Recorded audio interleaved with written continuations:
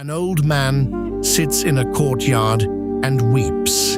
He has been weeping on and off for 40 years. His neighbors have stopped asking. His students have learned not to look at his face when it happens.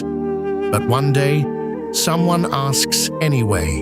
The man is Qamas ibn al-Hasan. He is known in Basra as a person of careful life. He fasts. He keeps to himself.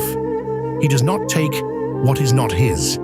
And yet he weeps. Not sometimes, regularly, steadily, as if the grief is renewed each time he remembers something. A younger man finally sits down beside him and waits.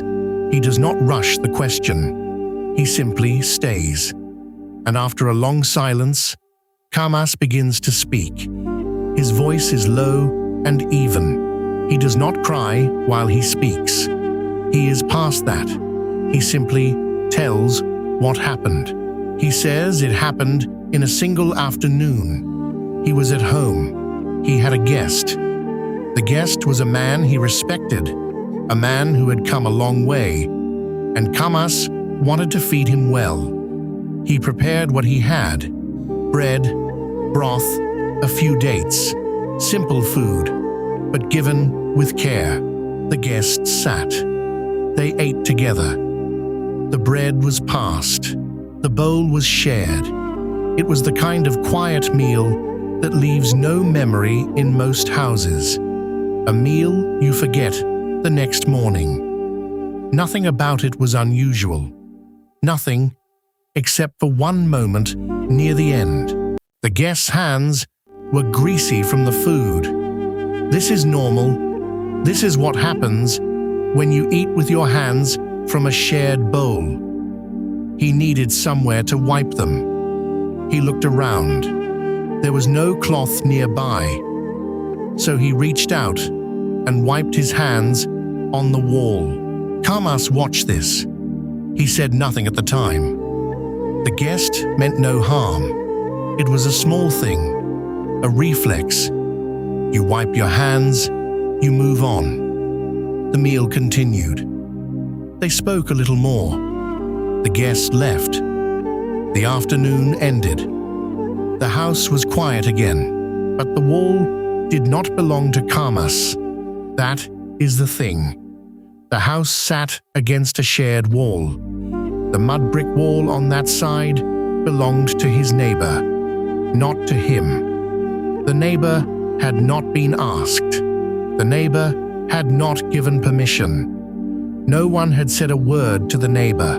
A guest had wiped grease from his hands onto a wall that was not Qamas's to offer. The mud was the neighbor's. The surface was the neighbor's. And Qamas had sat there and allowed it to happen. He had not stopped it. He had not said anything. He had said nothing at all. After the guest left, Qamas sat with this. He turned it over. He told himself it was nothing. Walls get dirty. Neighbors do not notice such things. No harm was done. No one was hurt. He tried to let it go the way a person lets go of a small social awkwardness, but he could not let it go. The more he sat with it, the larger it became, not the action itself, which was small, the principle behind it. Something had been used that did not belong to anyone in that room, and he had been the host. He had been responsible for what happened under his roof. He went to the neighbor. He explained what had happened. He asked forgiveness. The neighbor was a reasonable man. He smiled. He said it was nothing. He said, do not trouble yourself over a smear of grease on old mud. He forgave Qamas easily, without hesitation, and Qamas thanked him and walked home and felt for a moment that it was finished, that the matter was closed, that he had done what was right by going and asking. He had named the thing. He had received the word of forgiveness.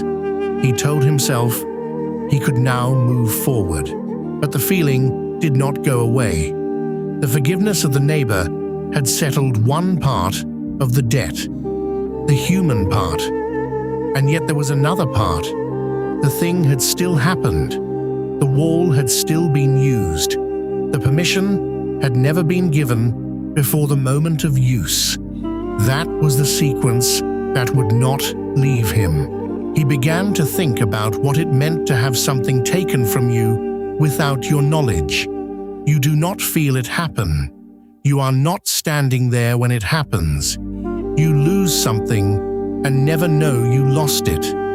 The loss is real, even if you never count it, even if you never miss it. A handful of mud from a neighbor's wall. That is what was taken. Not gold, not grain, not livestock. Mud. The most common material in all of Basra. Walls were made of it. Streets were made of it. It was everywhere. Its value in the market was nothing. Its weight was almost nothing. And yet, the neighbor had not been asked. That was the boundary, not the weight of the thing, not the price of the thing. The question was only this: did the person who owned it give permission? And the answer was no. The answer had always been no. Nothing else changed that.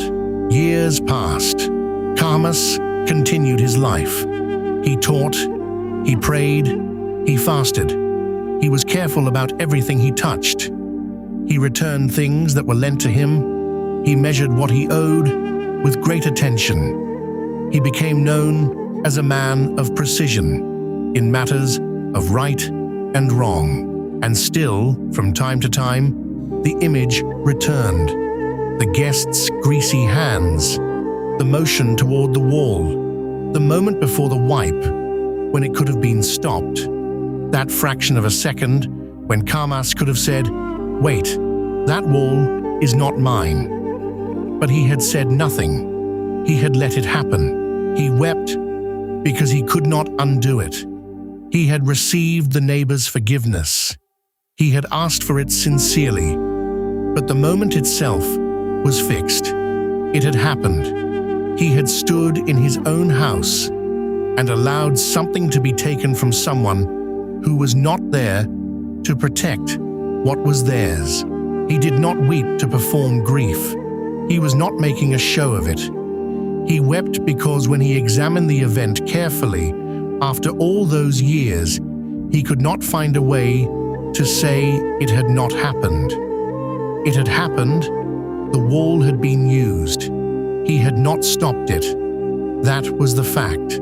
40 years of weeping. Not every day, not always openly, but the grief was always there, under the surface, waiting for a quiet moment to rise. This is what he told the younger man sitting beside him in the courtyard. This is the whole story. A guest, a meal, a wall. A moment of silence that lasted 4 decades. Now consider what Kahmas ibn al-Hasan was actually measuring. Not the size of the object, not the cost of it. He was measuring the distance between permission and no permission. That distance is the same whether the object is a wall of mud or a ream of paper from an office supply cabinet that belongs to someone else. The thing borrowed and never returned. The tool taken from a shared space and kept.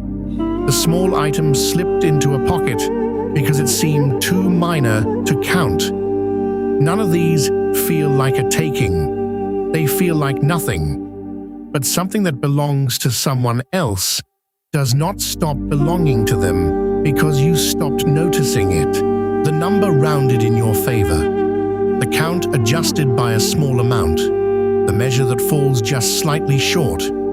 Each of these has a direction. They move from someone else toward you. They are small. They are easy to forget. Kahmas ibn al-Hasan forgot nothing. He remembered one smear of grease for 40 years. The lesson is not that you must weep for 40 years over small things. The lesson is that small things are not small because they are small. They are the same shape as large things. The shape is this: something went from one person to another without the first person agreeing. That shape does not change with size. Kahmas ibn al-Hasan was not a man who committed great wrongs. He was a man who committed one very small wrong and spent a lifetime looking at it clearly. Most people look away from small wrongs. They look away because the object is small, and looking directly at it is uncomfortable. He looked directly for 40 years. The courtyard is empty now. The younger man has left. The old man sits alone in the evening. His story is finished. He has told it once more to one more person. He does not know if telling it helps anything. He tells it because it is true, and because true things are worth saying aloud, even after 40 years. He does not ask to be remembered. He does not ask for anything. He simply sits with what he knows, that a handful of mud from a neighbor's wall, used without permission, is still taken, and that a man who sees this clearly is a man who cannot pretend otherwise. Not for 40 years, not for one day.